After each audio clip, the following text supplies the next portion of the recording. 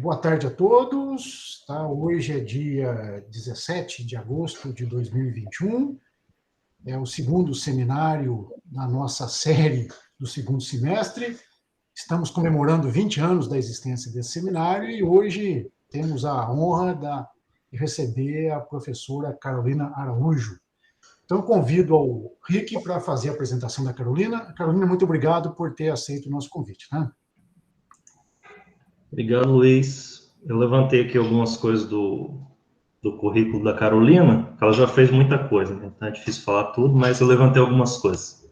A Carolina fez graduação em matemática na PUC-Rio, depois o doutorado em matemática em Princeton, terminou em 2004, e agora ela é pesquisadora no IMPA e vice-presidente do Comitê para Mulheres na Matemática da União Internacional de Matemática. Ela trabalha bastante com divulgação de matemática, em vários níveis, em vários canais, em vários meios. Um exemplo aqui que eu achei foi um programa do Bial que ela foi, falar de matemática lá, e fez uma faixa de meios enorme lá. Ela também organiza e trabalha com organização de eventos de matemática, tanto de geometria algébrica quanto de matemática. Em particular, ela participou da organização do Congresso Internacional de Matemáticos de 2018, do INPE, que foi no Rio de Janeiro, e agorinha ela foi organizadora do 33º Colóquio Brasileiro de Matemática. Ela orientou já 6 alunos de doutorado, eu tive o privilégio de ser um deles, e tenho muito a agradecer a Carolina, que me ajudou aí com geometria algébrica, mesmo antes de começar o doutorado. Eu entrei aqui no Unife como mestre, e antes de ingressar no doutorado eu fiquei estudando aqui, e ela me dava bastante orientação lá do que estudar, qual livro, que matéria fazer, etc. Mas divulgação e orientação é só uma parte do trabalho da Carolina. O principal dela é pesquisa em matemática, pesquisa em geometria algébrica, com ênfase em geometria birracional, no qual ela já tem pelo menos 20 artigos publicados em revistas bastante boas, por exemplo, na International Mathematical Research Notes, no Mathematician Allen e no Invenções, e, não menos importante, ela recebeu vários prêmios, entre eles o Prêmio Ramanujan, por último. E eu deixo vocês, a Carolina Araújo, que vai falar para a gente sobre o que é a geometria algébrica. Ok, muito obrigada. Então, primeiramente, queria agradecer ao Luiz Fernando pelo convite e agradecer ao Rick por essa generosa apresentação. É um prazer estar aqui com vocês hoje. Gostaria de que fosse presencial, mas por enquanto não pode ser, mas está tudo bem, a gente segue assim nesse virtual, tem também suas virtudes, né? A gente tem que aproveitar essa parte. Podemos estar aqui, posso estar com vocês hoje. Então, o que eu queria falar hoje, essa palestra vai ser uma palestra introdutória. Então, o meu objetivo é falar um pouco sobre o que é a pesquisa em geometria algébrica, mais especificamente em geometria birracional, que é a minha área de pesquisa. Então, eu vou estar falando para vocês, falando um pouco em geral sobre geometria algébrica e um pouco sobre geometria birracional e um dos projetos de pesquisa que me interessa. Ok, então vamos começar falando sobre geometria algébrica. Então, antes de definir os objetos que a gente estuda em geometria algébrica, eu quero começar com essa frase do Sir Michael Atiyah, que descreve para mim muito bem a geometria algébrica. Você deveria ser apenas um algebrista ou um geômetra? É como dizer, você prefere ser surdo ou cego? Então, no sentido de que a gente usa todos os nossos sentidos para melhor entender e descrever o mundo em que a gente vive, e da mesma forma, na matemática, nós temos vários sentidos matemáticos, né? E na geometria algébrica, a gente vai ver claramente que a gente está usando alguns desses sentidos para ter uma melhor compreensão desses objetos que a gente está estudando. Ok, então, para ser um pouco mais formal, a geometria algébrica estuda soluções de sistemas polinomiais em várias variáveis, e daqui vem a álgebra. Então, quando a gente fala da álgebra, a gente está falando da estrutura algébrica do anel dos polinômios, né? Os anéis dos polinômios têm uma estrutura de anel que é muito rica e que a gente vai explorar. Porém, essas soluções, elas têm uma manifestação geométrica. Então, deixa eu dar alguns exemplos aqui. Então, eu estou com três exemplos muito simples de equações algébricas, né? Na verdade, três equações algébricas, e eu também esbocei o conjunto de soluções dessas equações. Então, a ideia é que a gente, por um lado, tem a álgebra, né, que são as equações polinomiais que estão definindo esses conjuntos, e, por um lado, a gente tem uma manifestação geométrica. A gente pode pensar em propriedades geométricas dessas curvas, né? A gente vai vai discutir algumas dessas propriedades, né? Como curvatura, a gente tem o que a gente chama de uma singularidade ali naquela curva do meio. Então, eu vou falar um pouquinho mais sobre essas questões, a álgebra e a geometria. Mas a ideia é essa, a gente vai estar explorando, a gente vai estar falando de álgebra e de geometria como forma de ter um entendimento global desses objetos, nesse caso, são as soluções de uma equação polinomial.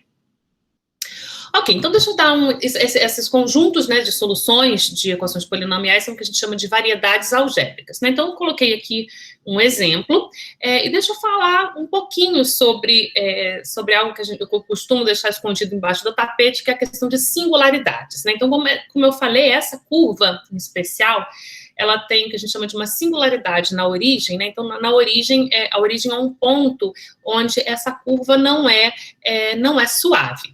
Então, algebricamente, como que a gente define, né, essa singularidade? Então, algebricamente, o que está acontecendo nesse ponto é que eu tenho que as duas derivadas parciais desse polinômio se anulam na origem, né? Então, tanto a derivada parcial com relação a x, quanto a derivada parcial com relação a y, elas se anulam no ponto 0, 0.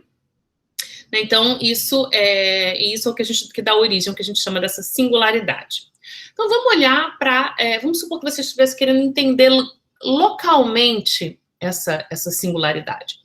Então, aí agora a gente vai começar a usar um pouco essa ponte entre álgebra e geometria. Então, uma coisa que a gente pode fazer é o seguinte, a gente pode olhar para esse polinômio y² menos x² menos x ao cubo, e a gente pode olhar para as parcelas de diferentes graus. Então, se eu olhei para a parcela de grau 2, né, então a parcela de grau 2 é y2 menos x2.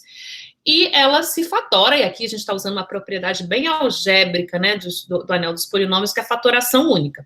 Então, a gente sabe que no anel dos polinômios a gente tem fatoração única, e eu coloquei aqui para vocês a fatoração única dessa parcela de grau 2. Então, a gente olha para a parcela de grau 2, olha para a fatoração única, ela se escreve como produto desses dois polinômios, e se você olhar para esses dois fatores, y mais x e y menos x, ele corresponde exatamente às equações das retas tangentes à curva na origem. Então, algebricamente, a gente está encontrando aí informação geométrica, que é uma informação de tangência, olhando para a fatoração única de polinômio. Então, esse é um exemplo muito simples, mas para ilustrar que a gente está realmente muito acostumado a usar, né, essas manipulações algébricas para entender um objeto geométrico. Ok. Então, agora deixa eu falar um pouquinho mais sobre geometria, um outro aspecto importante da geometria algébrica. Eu vou introduzir o que a gente chama de o plano projetivo. Então, o plano projetivo, a gente pode começar com o plano que a gente chama de plano afim, né, o R2, e eu vou agora agregar alguns pontos ao plano afim. Eu vou agregar um ponto para cada direção tangente. Então, como conjunto, eu posso definir o plano projetivo como sendo o plano R2, união, um ponto, que a gente chama de ponto no infinito, para cada direção do plano. Então, como que a gente vai ver como fazer isso de forma formal, em coordenadas mesmo. E aí, uma vez que a gente compactifique o plano, adjuntando esses pontos correspondentes às direções do plano, o que a gente tem um objeto compacto. Então, por exemplo, eu vou poder olhar para a compactificação, por exemplo, dessa curva. Essa curva que é a solução da equação x, y igual a 1, né? Essa hipérbole. Quando a gente agrega os pontos para cada direção do plano, a gente vai, quando a gente compactificar essa curva, a gente vai estar agregando duas direções, que seriam as direções horizontal e a direção vertical, que são as duas direções assintóticas dessa curva. Então, a gente vai ver, a gente pode fazer isso de maneira bastante concreta. Então, como que eu vou fazer isso? Então, essa é a minha definição formal do que é o plano projetivo, o RP2. O RP2 vai ser o conjunto, como conjunto, vai ser o conjunto de todas as retas de R3 que passam pela origem. Então, essa é a minha definição do plano projetivo, o conjunto das retas pela origem em R3. Então, vamos ver que, de fato, isso faz o que a gente intuitivamente queria, que é agregar um ponto para cada direção assintótica do plano. Então, vamos pensar para uma reta genérica de P3, que passa pela origem. Uma reta genérica, ela vai interceptar o plano z igual a 1, que eu ilustrei nessa figura, em um único ponto P.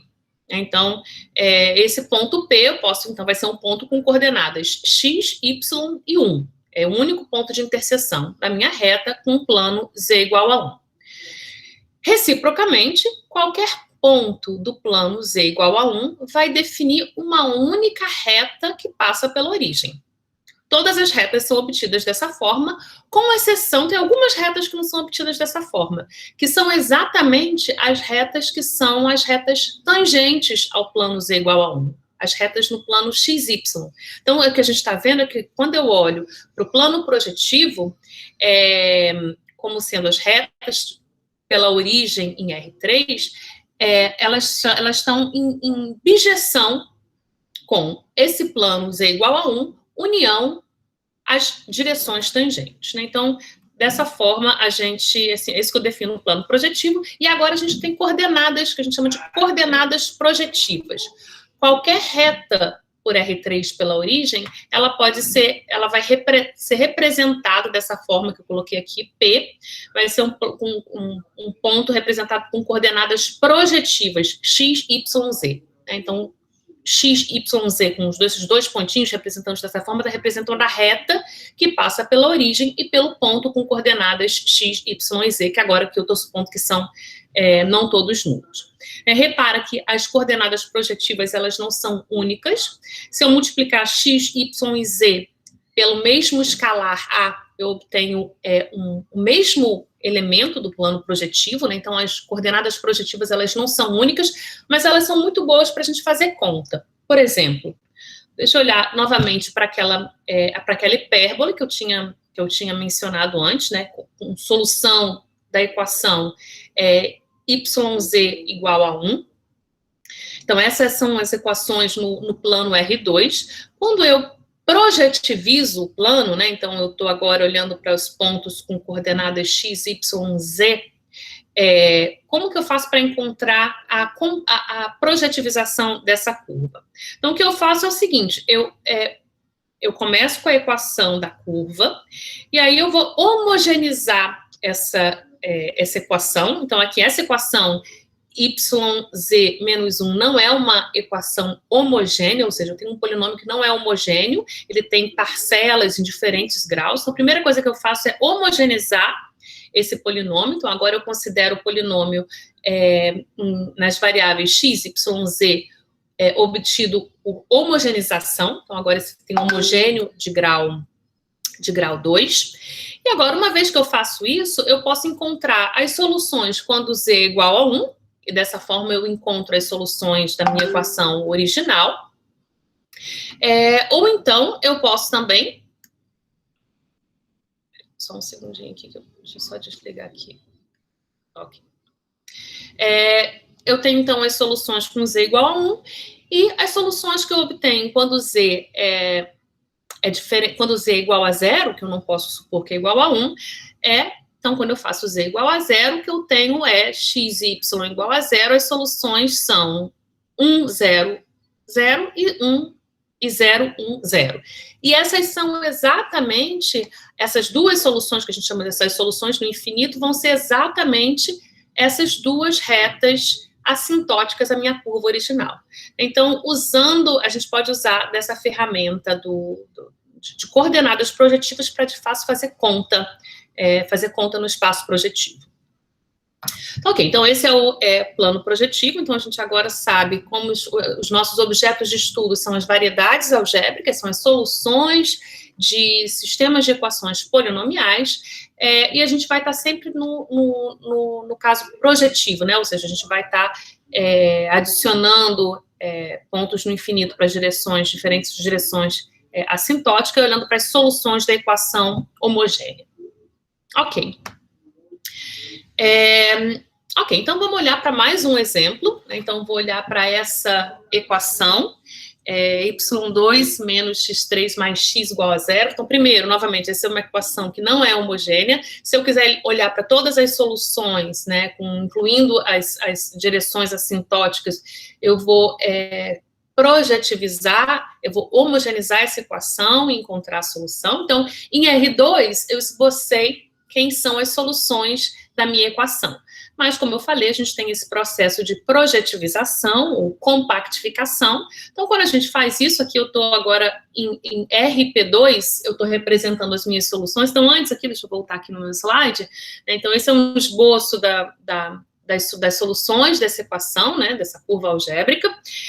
Mas se a gente pensar que a gente está adicionando um ponto que corresponde à direção assintótica, que é a direção vertical, o que a gente está vendo aqui, do ponto de vista topológico, o que a gente faz é compactificar essa curva, né? Então, esse aqui seria a representação dessa curva projetiva em RP2, né? Então, a gente pode pensar que tem duas componentes aí conexas. Ok, então isso é em RP2, no espaço, no plano projetivo real. Mas a gente poderia pensar, por que a gente está pedindo que x, y e z sejam reais, né? A gente poderia, por exemplo, permitir que x, y e z sejam números complexos. Então, ou seja, em vez de olhar em RP2, a gente poderia olhar para as soluções dessa equação em CP2, né? Olhando para pontos do plano projetivo complexo CP2. E quando a gente faz isso, na verdade, então, primeiro que a gente vai estar olhando, por exemplo, com soluções com coordenadas complexas, na verdade, a gente não vai estar, então, em RP2, a gente pode estar pensando que a gente está em CP2, e esse conjunto, na verdade, a gente pode pensar como ele tem dimensão real 2, né? Então, ele tem dimensão, é uma curva, então seria uma curva complexa, tem dimensão complexa 1, dimensão complexa 1, mas a dimensão real desse objeto é 2. E, de fato, se você for pensar topologicamente nesse objeto, né, nas soluções da equação, nas soluções complexas dessa equação, na verdade, essa é a melhor representação para essa solução. Ela é topologicamente, ela é o que a gente chama de uma superfície de Riemann, tem estrutura de superfície real, de superfície, né, como uma variedade real, mas tem uma estrutura também complexa. Então, isso é o que a gente chama de uma curva complexa ou uma superfície de Riemann, e topologicamente ela é um toro. Ou seja, esse conjunto de soluções, ela tem gênero 1. Então, repara que quando a gente está olhando para as soluções reais, a gente vai como se a gente estivesse vendo uma seção real mesmo desse toro. A gente estaria vendo dois círculos. Mas se você olha para todas as soluções, na verdade, tem mais geometria por trás, tá certo? A gente está vendo aí agora uma informação topológica extra que a gente, quando estava olhando só do ponto de vista de uma variedade real, não era tão claro. Né? Então, a gente está vendo aí esses dois círculos aí, na verdade, seria uma seção aí real desse toro. Então, isso aqui, na verdade, essa figura aqui é para ilustrar que mais do que a equação, né, a gente pode estar interessado nessa equação polinomial, mas dependendo do seu corpo de base, onde você está procurando as soluções, a resposta é diferente, né? Então, a gente está vendo aqui que se você olhar nos reais, você está vendo um pouco, você vai ter um vislumbre da geometria das soluções, mas se você permitir soluções complexas, você tem mais informação. Então, a ideia aqui, eu vou começar a falar um pouco sobre o Grothendieck, né, que talvez seja a grande figura da geometria algébrica no século XXI. A ideia de Grothendieck, então, deixa eu falar aqui, que acho que é a ideia de introduzir, né, a introdução dos esquemas em geometria algébrica. Então, a ideia de que a gente vai olhar para um objeto matemático, né, que é o que a gente chama de esquema, que ele está associado a essa equação. Então, a gente tem um esquema associado a essa equação. E você pode olhar para as soluções reais ou complexas, e você vai estar olhando para facetas desse esquema, desse objeto matemático. Então, na verdade, a gente poderia ir mais além, né? A gente poderia olhar, em vez de a gente olhar para as soluções sobre os reais ou sobre os complexos, a gente poderia fixar um corpo finito, FQ, e olhar para as soluções dessa equação polinomial sobre esse corpo finito FQ. Então, se você olhar para diferentes valores de Q e somar, né, e calcular quantas são as soluções sobre esse corpo FQ, você vai ter pode construir uma certa função de contagem, né, de contagem de números de soluções para cada corpo finito FQ.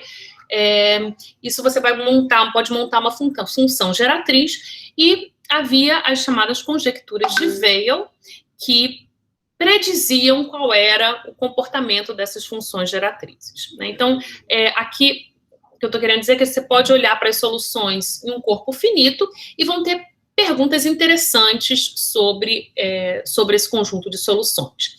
Deixa eu só dar um exemplo, isso é muito útil em aplicações da geometria algébrica, por exemplo, a criptografia. Então, quando a gente está falando em códigos, é muito comum códigos criptográficos construídos sobre corpos, usando variedades algébricas sobre corpos finitos. Né? Então, você pode estar interessado, por exemplo, nesse número de soluções. E tem as famosas conjecturas de Weyl, que já foram mostradas, né? Mas a teoria de esquemas introduzida por Grothendieck foi exatamente o que permitiu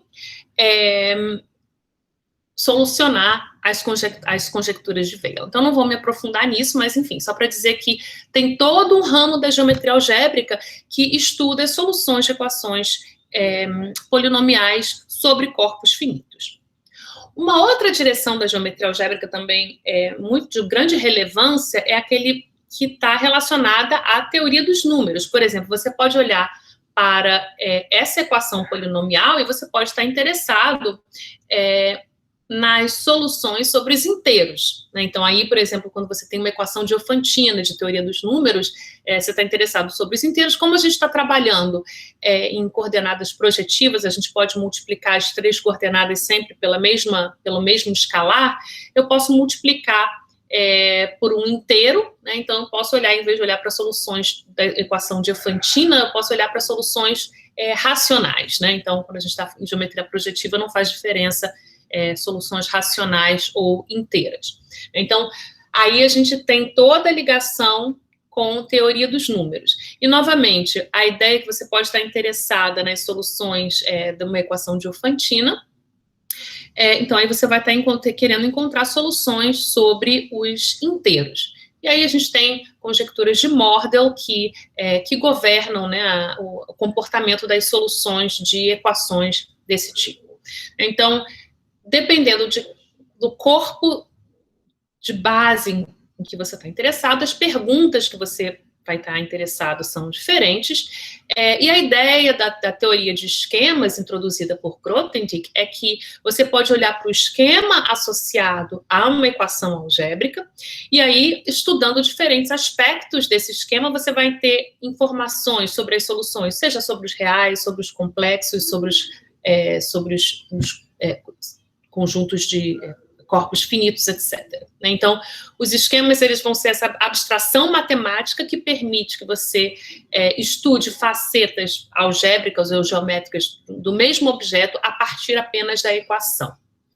Então, eu não vou definir exatamente o que é um esquema, mas um esquema é esse objeto matemático que a gente associa à equação, independente do corpo de base em que você vai estar interessado. E deixa eu só eu extrair essa citação aqui esse é um livro de memórias, Colheitas e Sementes, do Grothendieck, que descreve a sua visão matemática. Ele diz: se há algo na matemática que me fascina mais do que qualquer outra coisa, não é nem número, nem tamanho, mas sempre forma. E entre as 1001 faces pelas quais a forma opta por se revelar a nós, aquela que me fascina mais do que qualquer outra é a estrutura oculta nas coisas matemáticas. Então, isso representa bem esse conceito de esquema. Então, ele abstraiu, né, assim, a gente não vai olhar para as soluções reais nem inteiras, a gente vai olhar para o objeto matemático associado à equação e a estrutura por trás desses objetos.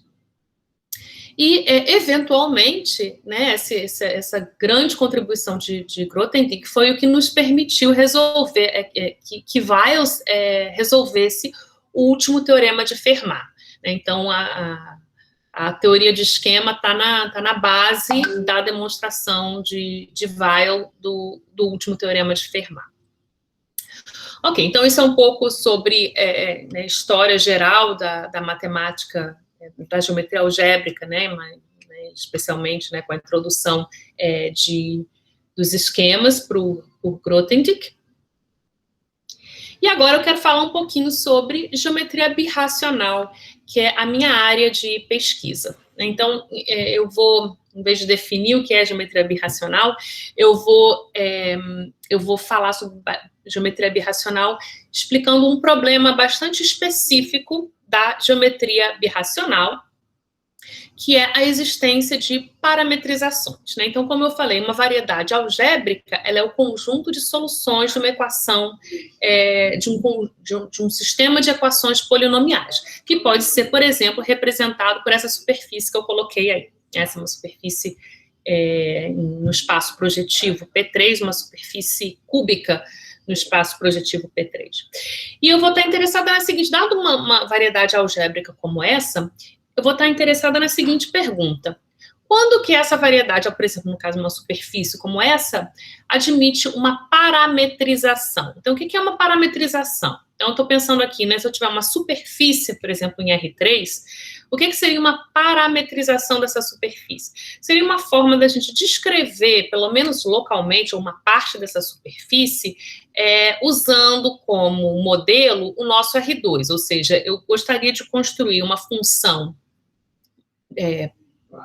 R que vai do R2 para a minha superfície no R3, né? Então, essa parametrização R, ela vai ter certas coordenadas e eu estou interessada em entender quais variedades algébricas admitem parametrizações racionais, ou seja, eu peço que essas funções, as funções coordenadas sejam funções racionais, né?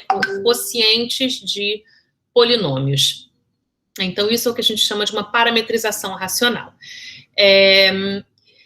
E isso é útil, isso é bastante útil do ponto de vista de aplicação. Por exemplo, se você tem uma superfície que admite uma parametrização, você pode usar essa parametrização para plotar no computador e esboçar, fazer uma representação gráfica da sua superfície, né? Então, do ponto de vista de computacional, a existência de parametrizações ela é bastante útil.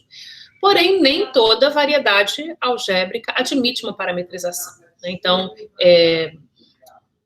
agora, a pergunta, vou deixar essa pergunta como sendo uma pergunta que eu estou interessada, dada uma variedade algébrica, quando que essa variedade algébrica admite uma parametrização. Então, essa é uma questão que você pode pensar que é uma questão bastante algébrica. Eu quero encontrar funções racionais, ou seja, quocientes de polinômio, que representem parametricamente a minha variedade algébrica. Então, isso é uma pergunta bastante algébrica, e agora eu vou começar a fazer uma ligação entre essa pergunta, que é bastante algébrica, com geometria. Então, para falar de geometria, eu quero falar um pouquinho sobre uma noção importante de geometria, que é a noção de curvatura. Então, deixa eu relembrar a noção de curvatura de uma curva, que a gente está acostumado a aprender, que a gente aprende na graduação. Então, intuitivamente, a curvatura de uma curva num ponto mede o quanto que uma curva desvia de ser uma linha reta naquele ponto. Então, por exemplo, deixa eu dar uma receita, né, para dizer quem é a curvatura de uma curva num certo ponto, uma curva C no ponto P. Então, o que eu vou fazer é o seguinte, eu vou olhar nesse ponto P, eu vou escolher o círculo que melhor aproxima a minha curva naquele ponto. Então, por exemplo, nesse desenho aí, eu representei um círculo que melhor representa, que melhor aproxima a minha curva C no ponto P. Então, eu vou definir a curvatura da curva C no ponto P como sendo o inverso desse raio, desse círculo que melhor aproxima a curva. Então, a gente pode pensar que se eu tiver uma curva que está muito próxima de uma reta, né, eu posso pensar como sendo esse círculo tendo raio infinito, e aí 1 sobre o raio seria 0, né? Então, seria curvatura 0, quando tem uma reta.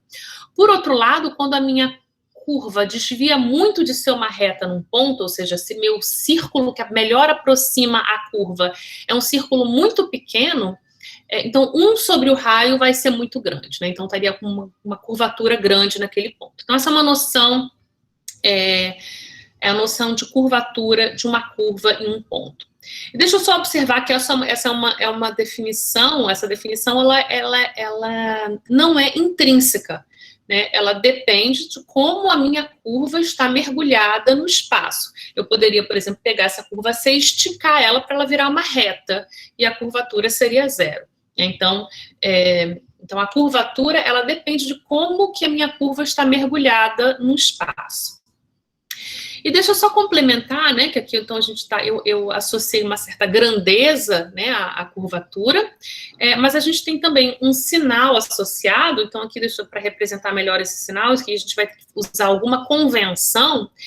Aqui repara que o círculo que melhor aproxima a minha curva num ponto, ele pode ser, para essa curva aqui, para alguns pontos ele vai ser um círculo que está acima da minha curva, e para outros pontos vai ser um círculo que está abaixo da curva. Então, a gente vai convencionar, eu posso convencionar, por exemplo, que se o círculo que melhor aproxima a minha curva, ele está acima da curva, a curvatura é positiva, e se estiver abaixo, ela é negativa. Então, ele é um número que mede essa grandeza, 1 sobre o raio, mas ela também tem associada um sinal, né? Aqui, então, a gente tem uma orientação também associada à curvatura. Ok, então essa é a noção de curvatura de uma curva, então que agora a gente entende como tendo também um sinal. E agora eu vou falar, né, então isso era para curvatura de uma curva, e agora eu vou falar um pouquinho sobre a curvatura gaussiana de uma superfície. Então, dado uma superfície no espaço, eu vou definir a curvatura de Gauss dessa superfície num ponto da seguinte forma. Então, eu fixo a minha superfície, por exemplo, essa cela que eu representei nessa figura, e eu fixo um ponto nessa minha cela. Então, eu vou definir da seguinte forma a curvatura de Gauss dessa superfície nesse ponto. Então, para cada plano que seja perpendicular à minha superfície naquele plano, né? Então, eu tenho aqui naquele ponto, no meio da cela, eu posso pensar no plano tangente, que seria, nesse caso, um plano vertical, um plano horizontal, e eu posso olhar para todos os planos que são normais ao ponto P a minha superfície no ponto P. Então, eu olho para esse plano perpendicular à superfície, ele vai cortar uma curva na minha superfície. Então, para cada plano perpendicular ao plano tangente, eu vou obter uma curva de interseção e a gente pode calcular a curvatura dessa curva. A gente já sabe calcular curvatura de curva. Então, o que eu faço é isso. Nessa cela, para cada plano que seja perpendicular à minha superfície, esse plano vai interceptar a superfície numa curva e eu calculo essa curvatura dessa curva. E essa curvatura vai vir também com um sinal. E agora eu faço o seguinte, para todos os planos perpendiculares à minha cela, eu calculo essa curvatura. Então, aqui a gente vê que a gente olha para o valor máximo e para o valor mínimo. E eu tomo o produto. Isso é o que a gente chama da curvatura de Gauss da minha superfície naquele ponto. Então, a gente repara que nesse caso da cela, essa é o que a gente chama de é um ponto com curvatura negativa. Porque quando eu tomo, eu olho para, dependendo do plano perpendicular que eu tome, esse plano vai cortar uma curva virada para cima ou uma curva virada para baixo, né? Então, eu representei aqui os dois planos que vão cortar essas, que a gente chama de planos de curvatura principal, né, que ele vai cortar a minha superfície em uma curva com curvatura máxima e mínima, né? Então, nesse caso, uma é para baixo e outra é para cima. Então, esse é o típico exemplo de curvatura negativa em uma superfície, né? Então, quando a gente estuda curvaturas de superfície, a gente tem essa tricotomia aí, e aqui só uma observação para não esquecer, que a curvatura gaussiana, como eu defini, ela é intrínseca. Então, se eu pegar a minha cela e deformar a minha cela um pouco, a curvatura não muda. Então, os valores os diferentes curvas que eu vou ter vão ter curvaturas diferentes, mas o produto da curvatura mínima e máxima vai ser invariante por deformação. Então, a curvatura gaussiana é o que a gente chama é um invariante da superfície.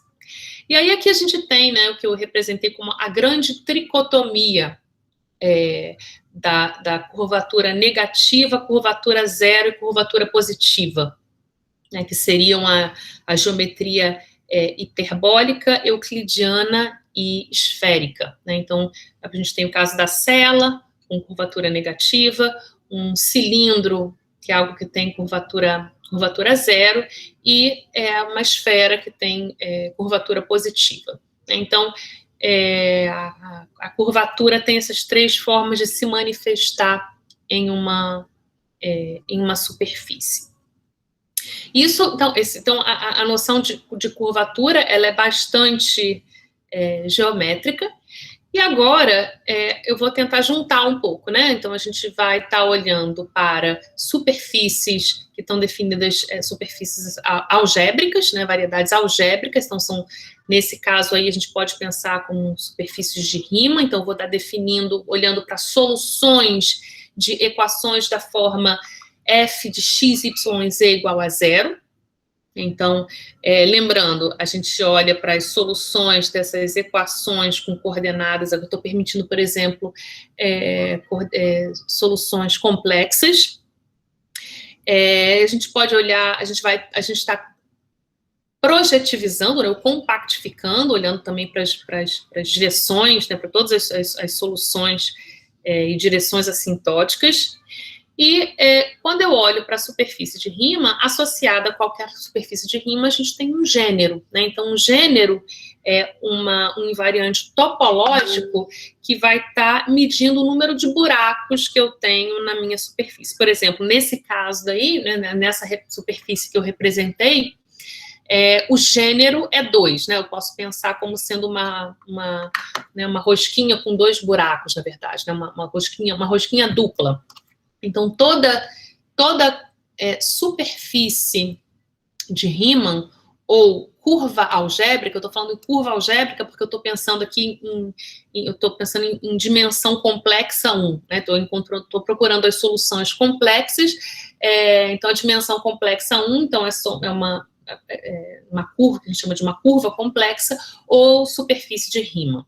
E aqui nesse caso aqui, eu tenho o gênero 2, então a gente tem aqui uma informação topológica, que é o gênero. A gente tem essa informação topológica, na verdade, ela está carregando informação geométrica, porque a gente tem o teorema de Gauss-Bonnet, que diz que a média da curvatura de uma superfície de Riemann, ou de uma superfície qualquer, ela é sempre 2π vezes 2 menos 2g. Então, o gênero, né, informação topológica, na verdade, ela está carregando informação geométrica sobre a curvatura. Por outro lado, essa superfície, da maneira como eu defini, ela é obtida como solução de uma equação polinomial. Então, a pergunta é, se eu te der um polinômio f, será que a partir das informações algébricas desse polinômio, você pode me calcular quem é esse gênero? Então, por exemplo, a gente poderia dar uma expressão explícita para esse polinômio f, e eu quero saber quem é o gênero associado a essa superfície de Riemann. Então, tem essa fórmula, que é a fórmula que a gente vê no primeiro curso de geometria algébrica, um curso de curvas algébricas, que é a fórmula do gênero grau, que que diz para a gente que o gênero, essa informação topológica, ou se você preferir, geométrica sobre a variedade algébrica, ela só depende do grau do polinômio. Então, ela é d-1 vezes d-2 sobre 2. Então, essa é a fórmula, o gênero a partir do grau. Aqui eu estou supondo aqui, tem algo que eu estou supondo aqui escondido, que esse polinômio, que essa curva não tem singularidades, né? Então, a gente não tem um ponto onde as derivadas parciais se anulam identicamente, né? Então, quando a minha curva não tem singularidades, essa informação geométrica, o gênero, ela está codificada no grau da equação polinomial. Né? Então, simples assim. Ok, então aqui a gente está vendo como relacionar geometria com álgebra, e agora eu queria voltar, então a grande tricotomia aqui nesse caso é grau maior ou igual a 4, que é a curvatura negativa, grau 3, que é a curvatura 0, e grau 1 e 2, que seria a curvatura positiva. Isso para polinômios, né, soluções de uma única equação polinomial. E agora eu queria voltar àquela pergunta de geometria birracional que eu coloquei, que é: que curvas admitem parametrizações racionais? Então, voltando àquela pergunta bastante algébrica. E nesse caso aqui de curvas algébricas, essa pergunta é bem conhecida e pode ser algo que pode parecer que pode ser surpreendente a princípio, é que, na verdade, a resposta para essa pergunta algébrica, quando essa curva admite parametrização racional, ela é bastante geométrica, e a resposta é curvatura positiva. Então, a existência de parametrizações, ela depende da curvatura da minha superfície de Riemann associada. Então, as curvas algébricas que admitem parametrizações racionais são exatamente aquelas com curvatura positiva. Então, isso eu acho que é uma bela manifestação aí de como que a gente está vendo, a gente a princípio não está vendo, né, geometria nessa pergunta sobre parametrização, mas a pergunta sobre a existência de parametrizações é uma pergunta bastante geométrica. Ok, então eu queria agora falar, então essa aqui é a resposta para o caso de curvas, e eu queria falar um pouquinho sobre essas noções de curvatura agora de forma mais geral, né? Não necessariamente para soluções de uma única equação. Então, esse é o meu slide mais técnico, mas para introduzir um objeto que vai ser um dos protagonistas da minha pesquisa, que é o que a gente chama da classe canônica. Então, dada uma variedade complexa projetiva, então, novamente, é uma solução, conjunto de soluções de um sistema de equações polinomiais. Eu estou sempre compactificando, né? Então, estou olhando para direções assintóticas também. Então, associada a toda variedade projetiva, a gente tem o que a gente chama da classe canônica de X, né? Então, a classe canônica, para quem conhece tecnicamente os termos, seria a primeira classe, ou na verdade, menos a classe canônica, é a primeira classe de Chern do fibrado tangente da variedade algébrica, mas enfim, você não precisa saber o que é isso. Você pode pensar como sendo essa classe canônica, uma caixa preta associada à minha variedade, que faz o seguinte: dada uma curva complexa em X, então uma curva complexa, lembra, uma superfície de Riemann, eu posso jogar essa minha curva lá dentro dessa caixa preta, dessa classe canônica, e essa caixa preta me cospe um número, que é a média da curvatura de X, de X ao longo dessa superfície de Riemann, C, ou curva complexa C.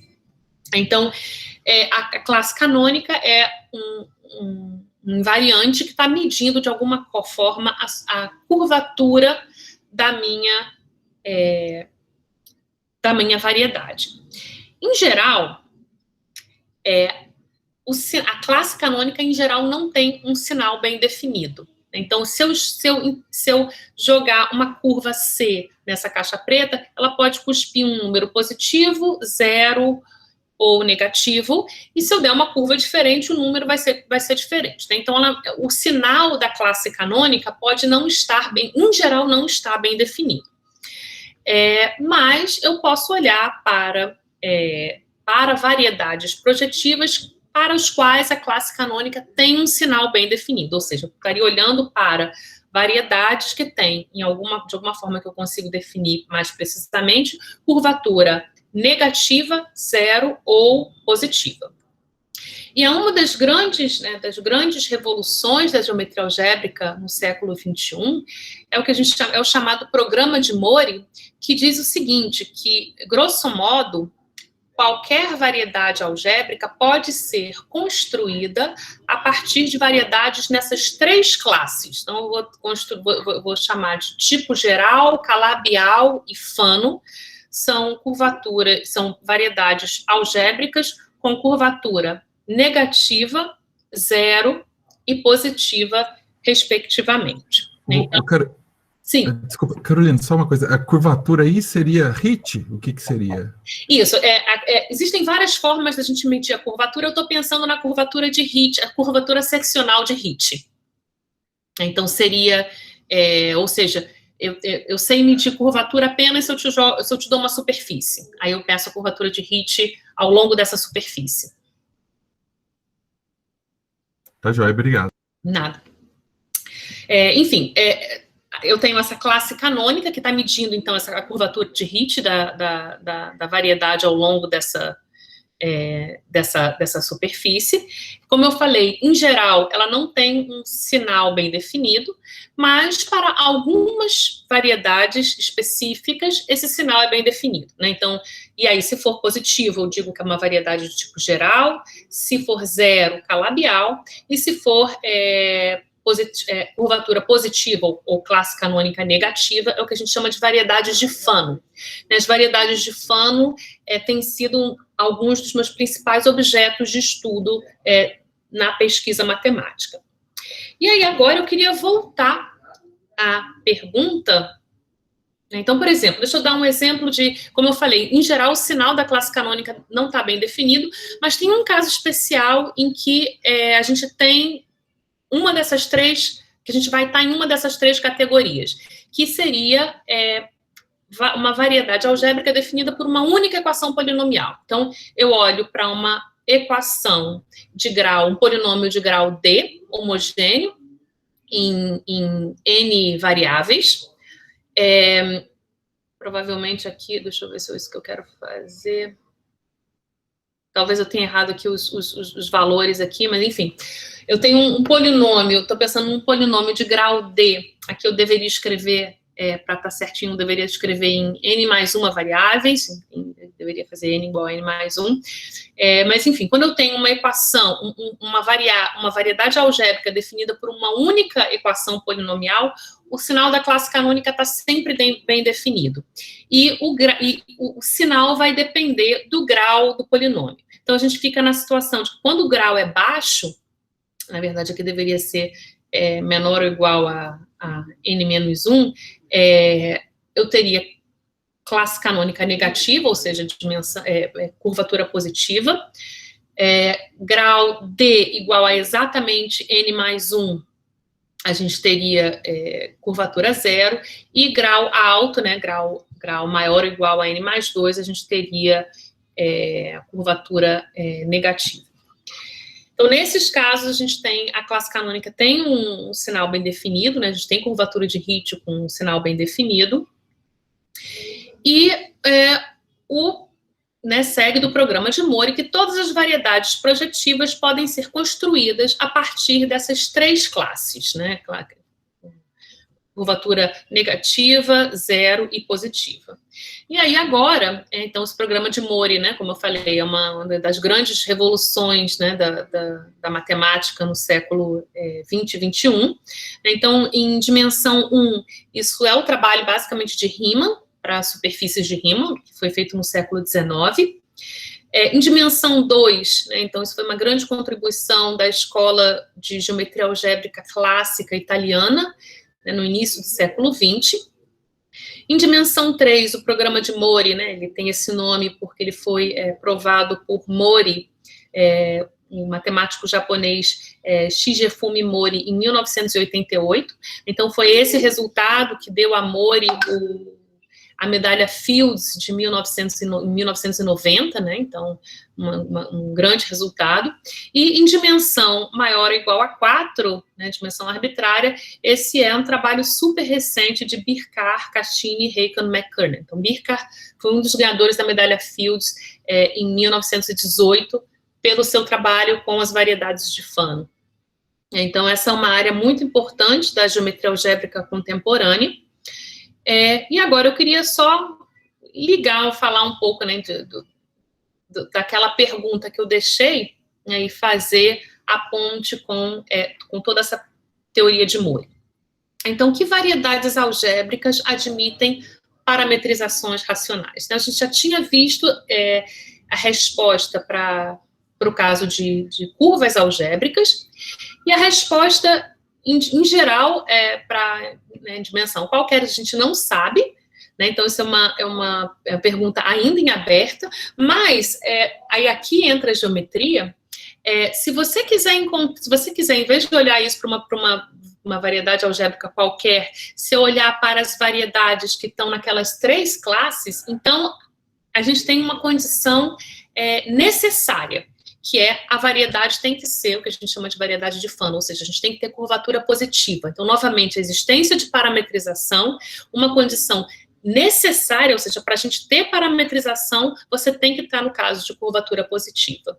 E aí não é verdade que toda variedade de Fano admite uma parametrização racional, e já para grau, então o grau tem que ser baixo, né? Então, por exemplo, para hipersuperfícies, isso vai ser grau baixo, mas já é em aberto se toda cúbica é racional ou não, né? Então, então, a resposta uma condição necessária é que eu esteja no caso de curvatura positiva. E agora, quais variedades de Fano admitem parametrizações racionais? Essa é uma pergunta importante e em aberto já para grau 3, né, em geral. Ok, então, era um pouco isso que eu queria falar para vocês. Então, nesse caso aqui, como eu falei, já para o caso de grau 3, a gente não sabe a resposta. E termino por aqui. Obrigada. Ok, Carolina, muito obrigado. Eu agradeço a sua exposição, muito clara, como sempre, e coloco em aberto para as perguntas, comentários, por favor. Leandro, por favor. Opa! Ô, Carolina, muito obrigado pelo seminário, foi muito bom, viu? Muito didático aí, deu para a gente entender bastante. Eu queria perguntar só uma coisa. Quando você fala de parametrização racional, posso entender um atlas complexo com mudança de coordenadas racionais, é isso? Ou não? É uma parametrização. É exatamente isso, né? Exatamente Né? isso. E assim, do ponto de vista algébrico ali, quando eu olho para as equações, se tiver uma carta racional, tem alguma propriedade interessante algébrica ali que com respeito às soluções, sabe? Sim, tem toda a parte, ok, deixa eu falar, não sei nem como responder, porque a sua pergunta abre também um outro caminho aí, que é toda a parte de corpos de funções, né? Quando a gente está olhando para uma variedade algébrica, eu posso olhar para todas as funções. Vamos supor que eu estou trabalhando sobre os complexos. Eu posso pensar em todas as funções meromorfas na minha variedade, né? Ou seja, localmente são quocientes de dois polinômios. Então, dizer que uma variedade algébrica admite uma parametrização é equivalente a eu dizer que o corpo das funções meromorfas é um corpo puramente transcendente. Então, tem uma interpretação algébrica para a existência de parametrização racional. Então, nesse sentido, é uma pergunta bastante algébrica, né? Então, olhando para todas as funções meromorfas da minha variedade, estou olhando para o corpo das funções meromorfas na minha variedade algébrica, e eu estou querendo saber se esse é um corpo puramente transcendente sobre C. Ok, obrigado. Então, tem essa interpretação algébrica. O que é surpreendente é que, na verdade, isso, em algum sentido, a resposta para saber se esse corpo é um corpo uma extensão puramente transcendente, na verdade, tem a ver com a curvatura, né? Essa que é a parte que eu acho bastante surpreendente, né? Que tem a ver com a curvatura de Hit na variedade. Só mais uma coisinha, não sei se tem a ver. Eu não conheço muito pouco, um pouquinho que eu já estudei de calabial. E o pessoal fala lá de muito mirror symmetry, tem todas essas coisas. As variedades de Fano também tem algumas coisas assim relacionadas, não? Então, quando a gente fala, quando eu digo que o programa de Moore diz para a gente que as variedades algébricas elas podem ser construídas a partir dessas três classes: Fano, calabial e tipo geral. Aí o que vai acontecer, né? Então, para você estudar cada uma dessas variedades, aí você vai usar, em geral, ferramentas bastante diferentes. Então, aí, uma vez que a gente divide, a gente tem esses três tipos de tijolos básicos de construção, e para estudar cada um deles, aí as ferramentas que a gente vai usar vão ser diferentes. Por exemplo, quando você está estudando o tipo calabial, que são curvatura zero, você tem toda a teoria, por exemplo, mirror symmetry vai aparecer aí como uma ferramenta para estudar esses objetos. Para as variedades de Fanos, as ferramentas que a gente estuda são outras, tá certo? Então, do ponto de vista de geometria algébrica, talvez deixa eu te dar, por exemplo, uma propriedade importante das variedades de Fano é o que a gente chama que elas são cobertas por esferas de Riemann. Então, é o que a gente chama de curva racional. Então, curva racional é exatamente aquela que seria a esfera de Riemann.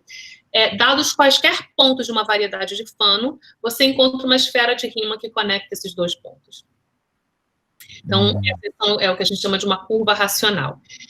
Em contraste com essa propriedade, se você me dá uma variedade de tipo geral ou calabial, em geral, a gente não tem nenhuma esfera de Riemann que passa por um ponto geral. Então, o fato de ter muitas esferas de Riemann é uma propriedade específica de variedades de Fanon, e o estudo das esferas de Riemann em variedades de Fanon é uma das grandes ferramentas para se estudar variedades de Fanon. Né? Tem sido coincidentemente, o tipo de ferramenta que eu tenho usado para estudar as variedades de Fanon são exatamente estudando as diferentes formas, as diferentes mergulhos de esferas de Riemann dentro dessas variedades de Fanon. Ok. Obrigado, viu? Muito boa a palestra. Ok. Mais alguma pergunta, comentários, por favor? Márcio, Baeta, por favor. Bom, eu gostaria de agradecer aí a professora Carolina. Eu não conheço nada acerca desse assunto, mas foi muito clara a sua exposição, dá uma abordagem assim, que inclusive motiva, né, as pessoas que não conhecem, como eu, por exemplo, a estudar um pouco sobre esse assunto. Eu fiquei muito feliz e muito satisfeito de poder ter assistido a sua palestra. Gostaria de te perguntar uma coisa que não tem nada a ver com a palestra em si, mas tem a ver com Grothendieck, né? Certamente você já se interessou pela história, né, de Grothendieck, as suas idiosincrasias, etc., né? E o Leandro me enviou recentemente uma carta de Grothendieck que foi enviada aos organizadores do prêmio Niels Abel. Eu não sei se você, professora, viu essa carta. Não. Eu vou pedir, então, ao Leandro, né, que envie para você essa carta. É sensacional. Sensacional. Ele recusou o prêmio, né? Dar o prêmio Niels Abel para ele, né? E ele recusou o prêmio, e as razões pelas quais ele recusa e que ele expõe na carta são sensacionais, né? Grothendieck foi um cara que se indispôs, não, indispôs não é bem a palavra, mas ele não se adaptou, né, aos hábitos da comunidade acadêmica e se recolheu nos Pirineus, né? Está lá há muitos anos escrevendo e tal. Dizem até, né, que recentemente parece que os cadernos que ele vem preenchendo lá há muitos anos estão sendo divulgados, começaram a ser divulgados, né? Mas essa carta é muito interessante. Ele rejeitou o prêmio, inclusive, ele diz em determinado ponto da carta que talvez ele ficava triste de recusar assim, porque ele sabia que isso envolvia uma série de coisas por parte dos organizadores, mas que ele sugeria aos organizadores que, quando fosse dar o prêmio, primeiro perguntasse a quem eles querem dar o prêmio, se a pessoa vai aceitar ou não, entendeu? E se o Leandro puder, né, te enviar essa carta, seria muito interessante. Né? Baeta, me põe na fogueira aí, Baeta. Eu tenho que achar essa carta agora. Acha aí, é muito legal. Sem dúvida, é uma figura politicamente muito interessante, né? Ele era um pacifista, né? Ele acabou largando a matemática. Quando ele abriu mão do seu emprego, foi quando ele descobriu que havia financiamento militar para pesquisa no seu departamento, e isso o deixou bastante chateado, né? Então, ele, quando largou a pesquisa, foi por conta de razões pacifistas, né? Então, sem dúvida, é uma figura muito interessante também do ponto de vista, com visões políticas muito interessantes. Ok. Então, mais uma vez, muito obrigado e parabéns pela sua clareza, pela sua exposição. Obrigada, eu que agradeço novamente pelo convite. Foi um prazer. Lágio, por favor, se tem alguma pergunta? Sim. Obrigada, primeiramente, para a sua palestra, professora Carolina. A minha pergunta é bem básica, desculpa. Você tem um jeito para provar se não todas as curvas algébricas podem ser parametrizadas por funções racionais? Como que prova isso? Desculpa para uma pergunta bem básica, porque principalmente foi formada em física? Então, para curvas, ok, então como eu falei, né, a existência, para as curvas, a existência de uma parametrização é equivalente à curvatura. Então, isso foi uma maneira de você provar isso algebricamente, né? Se você olha para uma superfície olha para uma superfície de Riemann e você supõe que as funções meromorfas são puramente transcendental. Então você prova isso olhando para a teoria de corpos mesmo, de forma bastante algébrica. Deixa eu ver se eu tenho. Talvez uma boa referência para a pergunta em geral, talvez eu deixe como vou dizer que a demonstração não é muito complicada, mas ela envolve você conhecer os fundamentos de teoria de corpos, né, e teoria de funções, de corpos de funções. Mas então deixo talvez um convite. Posso depois te passar uma referência, mas deixo como um convite ao estudo de curvas algébricas, né? Tem um livro do Israel Weizenker, que é um livro que ele escreveu para alunos de graduação, que é a Introdução às Curvas Algébricas, e eu acho que já naquele livro, se não me engano, na parte final do livro, ele prova esse resultado de racionalidade, né? Então, é algo que ele, não vou dizer não vou dizer que é trivial, mas é algo que não é muito complicado. Você consegue mostrar isso nesse livro que foi escrito para alunos de graduação. Então, precisa de um pouquinho de ferramenta de teoria de corpos de funções, mas é algo que está acessível aí. Depois de um tempo, acho que eu deixaria essa como referência, um livro de corpos de introdução às curvas algébricas planas, do Israel Weizenker. Muito obrigado. Ok. Mais alguma pergunta, algum comentário, por favor? Carolina, não sei se deu para perceber pelas perguntas, mas o Leandro aí tem um pé na física.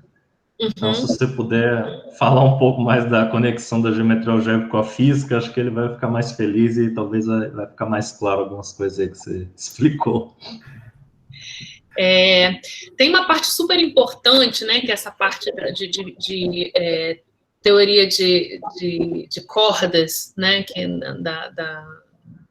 da física teórica, que tem a ver com onde as variedades algébricas aparecem aí. Então, de acordo com a teoria de cordas, né, o universo físico que a gente vive, ele tem 11 dimensões. Então, a gente tem o espaço, tem o espaço-tempo, né, que é a dimensão 4 aí. Tem uma outra dimensão que eu não sei exatamente como que tem uma simetria aí e de acordo com esse modelo da teoria de cordas, o universo que a gente vive, ele tem um espaço-tempo e tem uma variedade de dimensão real 6, que na verdade é uma dimensão complexa 3, que é uma variedade tipo calabial, que estaria modelando o nosso universo, né? Então, o nosso universo, de acordo com a teoria de cordas, tem o espaço-tempo, dimensão 4, e tem 6 dimensões complexas aí, que na verdade é uma variedade tipo calabial, curvatura 0. Então, também, nesse sentido, né, essas variedades algébricas aparecem aí na física, né, como explicação, né, para o mundo que a gente vive, nesse modelo físico. O Rajo que é aí da teoria das cordas, né? Uhum. Né, Rajo? Muito bem, pessoal. Mais alguma pergunta, por favor? Edson, por favor. Obrigado, Carolina, pela palestra, foi ótimo. né, introdução do conceito tão abstrato. Eu também sou físico e eu percebi que Riemann está conectado de alguma maneira a esse estudo todo. E a gente usa em relatividade geral a geometria tensorial. Eu fico pensando se há alguma excursão, algum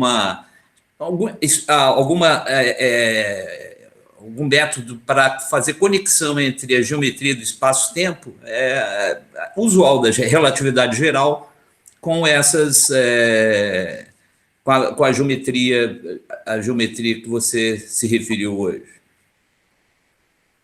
Eu digo porque Riemann foi uma das classes que você mencionou, do século XIX, e a relatividade geral toda ela se baseia na geometria riemanniana. Inclusive geodésicas, e tudo isso sugere bastante conexão com as coisas que você... parametrizações, por exemplo. Eu fico pensando se não há alguma conexão ou alguma maneira de você usar esse approach de geometria algébrica para simplificar, talvez, ou fazer alguma conexão de princípios que torne até mais simples você visualizar a relatividade geral e os objetos que existem, geométricos na relatividade geral, tipo buracos negros, que são variedades bastante obscuras para o físico, de fato, né? Ninguém entende ainda que exatamente o buraco negro, se é uma geometria, se é um corpo térmico, se é ou o que é exatamente isso. Então, eu fico pensando se você conhece em física matemática alguma ligação. Infelizmente, aqui, aí agora eu falo as minhas limitações, né? Eu sei muito pouco de física matemática, eu gostaria de conhecer mais, né? Então, certamente, a física matemática, ela tem sido uma grande fonte de problemas e de inspiração para a geometria algébrica. Então, essa aí uma conexão muito rica, tanto do ponto de vista, né, de problemas, né, como de inspiração, mas eu conheço pouco, né? Então, eu sei muito superficialmente sobre algumas dessas questões de teoria de como que aparece a teoria de cordas, mas infelizmente não posso me aprofundar aí. Então... Tá certo, mas muito interessante, sem dúvida nenhuma. Obrigado. Mais algum comentário, por favor, Leandro? Deixa eu só fazer uma última perguntinha, que sempre eu tive essa curiosidade, que é o seguinte: no caso das variedades algébricas, de certa forma, será que elas, por exemplo, uma classificação, uma estruturação das variedades algébricas não é aplicável no entendimento das variedades usuais, diferenciáveis? Elas têm conexão? Será que num limite, uma sequência, alguma coisa assim? Então, acho que isso tem a ver um pouco com o que eu estava falando, né, que o programa de Moore diz que a gente pode construir a partir dessa. A questão é que eu não expliquei como, né? Assim, como que a gente, o que você quer dizer? Como você pode construir qualquer variedade a partir dessas classes, né? Então, para explicar isso, eu precisaria me aprofundar, mas deixa eu só falar, então,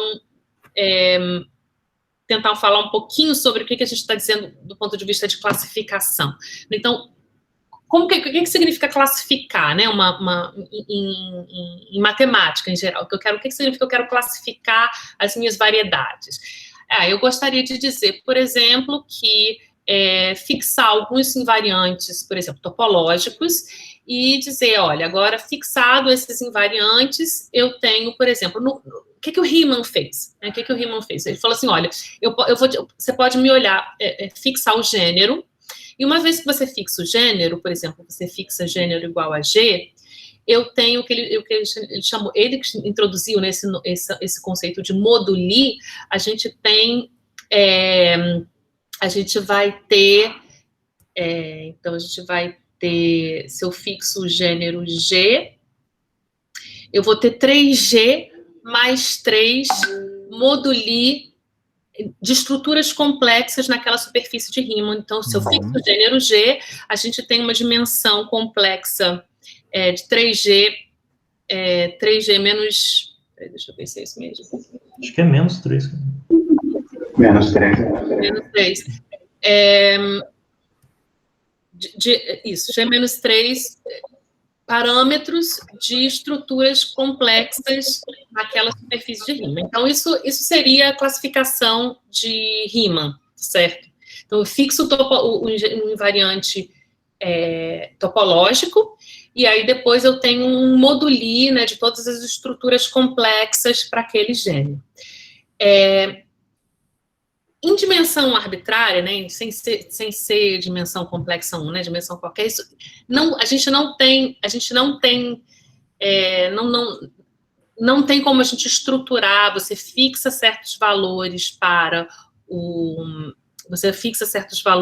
o invariante topológico, e aí você gostaria de ter um número fixo, finito, de dimensões de estruturas possíveis, né? Então, isso a gente não consegue ter algo tão fino, né? Então, já para superfícies algébricas, né, por exemplo, dimensão 2, a gente já tem algumas, o que a gente chama de blow-up, né, explosões, são construções que já dão para a gente uma infinidade de tipos não isomorfos de variedades algébricas, né? Então, você vai tomar esse blow-up, que a gente chama de blow-up, nessa explosão, explodir uma superfície, constrói, a partir de uma superfície nova, não isomorfa original, por meio dessa construção. Então, o que a gente faz em geometria, esse é que a gente chama de geometria birracional, a gente tem, em vez de você estudar a menos de isomorfismo, a gente estuda a menos de equivalência birracional. Então, duas variedades, elas são ditas birracionalmente equivalentes se elas têm abertos densos isomorfos entre si. Então, em geometria birracional, o que a gente faz é estudar a menos de equivalência birracional. E aí, o que diz o programa de Mori? O programa de Mori ele seria um algoritmo, né, um programa que, dado uma variedade algébrica, eu encontro uma variedade algébrica birracionalmente equivalente a ela, que seja o mais simples possível. Então, dentre todas as variedades que são birracionalmente equivalentes a uma dada, qual é aquela que é a mais simples? Esse é o que a gente chama de modelo minimal. Então, o que o programa de Mori diz para a gente é o seguinte: dado uma variedade algébrica, existe uma série de um certo algoritmo que vai permitir construir esse modelo minimal na sua classe de equivalência birracional. E aí, depois, a esperança uma vez agora, que se você olhar para os invariantes, para os modelos minimais e fixar alguns invariantes topológicos, aí você teria um moduli. Certíssimo. Ok? Tá joia, obrigado. Bom, eu gostaria de interromper, já abusamos aí do horário da professora Carolina. Tá? Carolina, muito obrigado novamente por ter aceito o nosso convite. Rick, muito obrigado por ter convidado a professora Carolina. Obrigado ao Luiz Fernando e a Carolina novamente aí por ter propiciado isso. Eu vou mandar a carta, tá? Eu mando para você. Tá certo. Obrigada, Leandro. Agora eu tenho que achar, viu?